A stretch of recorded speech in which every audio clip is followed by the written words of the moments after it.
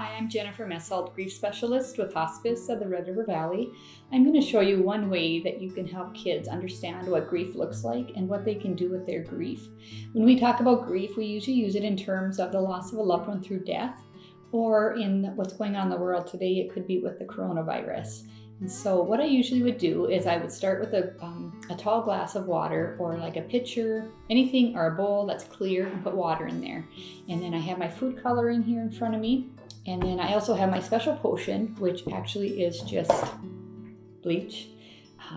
But what I would do, is I would ask kids what kind of things have been going on in them, like what kind of reactions have they been having since the loss. And so, for example, some might say, gosh, it's hard for me to concentrate. I just can't do my schoolwork like I used to. And then I would ask them what color they would say that is. And they might pick green. So with that, I would put a drop or two of green in the water. Then I would go on and I would say, well, what else? Tell me some more about what kind of reactions have you had, or what kind of changes? And they might say, it's harder for me to fall asleep at night, or I wake up more during the night. So they might say that that's blue. So we put a couple drops of blue food coloring. Some might say, you know what, I'm just more angry. And sometimes kids can't even name it, what they're feeling. And so as parents or caregivers, we sometimes can see it. And so they might show more anger outbursts, or just not really like themselves. So we'll just say that that would be red. So we'll put some red in there. Another feeling that they might be having would be just easily distracted, or maybe they're just lonesome for their friends. A lot of times when somebody's lost, say like a spouse through grief, or a parent through grief, they'll talk about a loneliness. Sometimes that will happen. So I might say, well, what color would that be? So we'll just do yellow for this. So what you'll notice is that, and we can keep going, you can just keep asking them different reactions they've had, or even acknowledging different ones that you've seen in them. Then I'll stir it up, and what we find is that the color of the water turns to like a murky gray, blackish color. And so I say to kids, if you could see grief, this is what it would look like.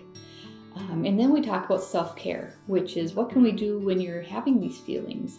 And some might say, well, I watch a little TV, or I watch my iPad. We put a little bit of this special potion in there. Some might say that they go outside and play, which is great. We put a little bit more. Some might say that they sit and read a book.